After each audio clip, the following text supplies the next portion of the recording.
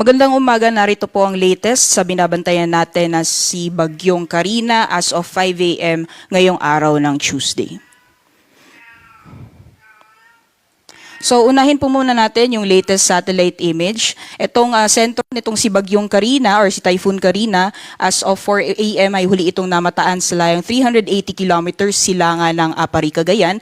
Nagtataglay po ito ng lakas ng hangin na umaabot ng 130 kilometers per hour malapit sa gitna at pagbugso na umaabot ng 160 kilometers per hour. Ang pagkilos po nito sa direksyong north-northwestward at sa bilis na 10 kilometers per hour, and kung makikita po natin dito sa latest satellite image, malaking bahagi pa rin po ng Luzon at Visayas. Asahan po natin na patuloy makaranas ng maulan na panahon ng ngayong araw, dulot ng epekto nitong si Bagyong Karina, pati na rin ang epekto ng enhanced southwest monsoon o hanging habagat. Alamin po natin mamaya yung mga areas na makakaranas po ng malalakas mga pagulan base po sa ating mga heavy rainfall warnings at yung mga weather advisories po na na-issue ng Pag-asa. Ito po yung ating latest forecast track as of 5 a.m. Base po sa ating latest forecast track, nakikita po natin na mananatiling malayo yung sentro nitong si Bagyong Karina habang binabaybay yung silangang karagatan ng extreme northern Luzon. And kung makikita din po natin, walang anumang bahagi po ng ating bansa ang nakapaloob dito sa cone of probability or yung area na posibleng lapitan ng sentro nitong si Bagyong Karina. Kung may landfall scenario man po tayo, most likely dito sa may north portion or northern portion ng Taiwan bago po tuluyang itong lumabas ng ating Philippine Area of Responsibility. At inaasahan po din po natin, medyo may kabilisan yung magiging pagkilos nito within the next 24 hours or sa darating na Wednesday.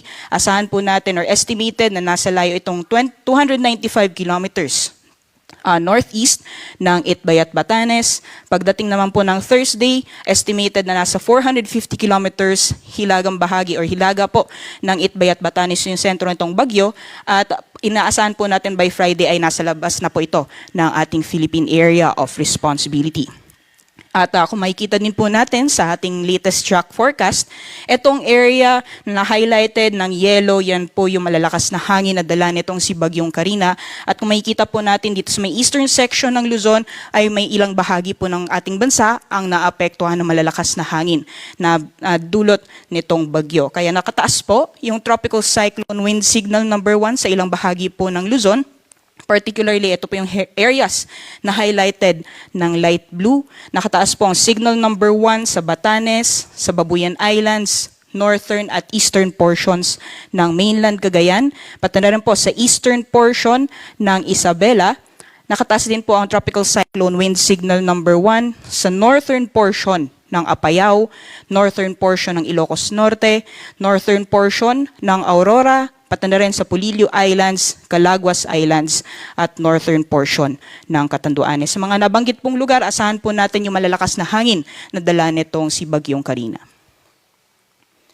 Pagdating naman po sa mga pag-ulan, meron po tayong mga pag-ulan na dulot ng epekto ni Bagyong Karina at mga pag-ulan na dulot naman ng hanging habagat. Itong mga pag-ulan po na ito ay dulot ng epekto or direktang epekto ni Bagyong Karina. Ngayong araw, asahan po natin yung 100 to 200 millimeters or heavy to intense na mga pag-ulan sa Batanes at Babuyan Islands. Samantalang 50 to 100 millimeters naman po inaasahan or moderate to heavy rains sa Ilocos Norte, Ilocos Sur, La Union, Abra, Benguet, Apayao at Cagayan. Pagdating naman po bukas, mostly dito sa may extreme northern Luzon, mararanasan yung malalakas na pag-ulan dulot ni Bagyong Karina. Nasa heavy to intense rainfall mararanasan sa Batanes. Pagdating naman po sa Babuyan Islands, nasa moderate to heavy yung inaasahan ng mga pag-ulan. And pagdating naman po ng Thursday, bahagyang hihina po yung mga pag-ulan, although moderate to heavy pa rin inaasahan sa may area naman ng Batanes. So ito po ay yung latest heavy rainfall warning issuances ng ating Pag-asa Regional Services Division. Base po ito sa heavy rainfall warnings ng Northern Luzon PRSD, NCR PRSD at Visayas PRSD. Nakataas po yung orange rainfall warning or orange heavy rainfall warning sa hilagang bahagi ng Occidental Mindoro as of 5 a.m. at nakataas din po yung orange rainfall warning sa Ilocos Norte. Ibig sabihin po niyan, mataas yung posibilidad ng mga pagbaha sa mga susunod oras sa mga nabanggit na lugar. Samantalang yellow rainfall warning naman po, nakataas sa Cavite, Batangas, dito po sa Metro Manila, pati na rin sa Bataan, sa katimugang bahagi ng Occidental Mindoro, Palawan, Ilocos Sur, Cagayan, Abra at Apayao. Yung Cagayan po, kasama po dyan ang Batanes at Babuyan Islands. Ibig sabihin po ng yellow rainfall warning ay mataas po, may posibilidad ng mga pagbaha, lalong-lalo na sa mga low-lying areas. So ingat po sa ating mga kababayan sa mga nabanggit na lugar. Pagdating naman po sa mga pag-ulan na dulot na epekto nitong southwest monsoon o hanging habagat, base po ito sa ating latest na weather advisory issued kagabi ng alas 11. So asahan po natin ngayong araw based po sa ating weather advisory na malalakas mga pag-ulan ang mararanasan sa malaking bahagi ng ating bansa. Dito po sa areas ng Metro Manila, Ilocos Region, Abra, Benguet, Zambales, Bataan, Cavite at Occidental Mindoro, asahan po natin yung heavy to intense na mga pag-ulan ngayong araw. Samantalang sa areas naman po, sa nalalabing bahagi ng Cordillera Administrative Region, sa Tarlac, Nueva Ecija, Pampanga, Bulacan, Rizal, Laguna, pati na rin sa Batangas, Oriental Mindoro, Romblon, Aklan, Antique, at sa hilagang bahagi po ng Palawan kasama ang Cuyo at Calamian Islands, asahan po natin ngayong araw ang moderate to heavy na mga pag-ulan. Pagdating naman po bukas, heavy to intense pa rin po inaasahan sa La Union, Pangasinan, Benguet, Zambales at Bataan. Samantalang magpapatuloy pa rin po yung moderate to heavy na mga pag-ulan dito sa Metro Manila, sa Ilocos Norte, Ilocos Sur, nalalabing bahagi ng Cordillera Administrative Region, sa Tarlac, Nueva Ecija, Pampanga, Bulacan, Rizal, Cavite, Laguna, pati na rin sa Batangas, Occidental Mindoro, Oriental Mindoro, sa Antique at northern portion ng Palawan kasama ang Cuyo at Calamian Islands. Samantalang pagdating man po ng Thursday, bahagyang hihina po yung mga pag-ulan na mararanasan natin, pero asahan pa rin po yung heavy to moderate to heavy na mga pag-ulan sa areas po ng Ilocos Region, Abra, Benguet, pati na rin sa Zambales at Bataan at Occidental Mindoro, pati na rin sa may Calamian Islands. So mostly ito po yung mga exposed parts sa may western section ng Luzon area. So yung mga areas po na nabanggit natin na posibleng makaranas ng mga pag-ulan ngayong araw hanggang sa mga susunod na araw, pinag-iingat sa mga posibleng pagbaha o pagguho ng lupa dulot ng mga malawakang pag-ulan. Pagdating naman po sa mga lalakas na hangin, yung areas po nakataas yung tropical cyclone wind signal number 1, ay asahan na po natin yung malalakas na magpagbugso ng hangin dulot na epekto nitong si Bagyong Karina.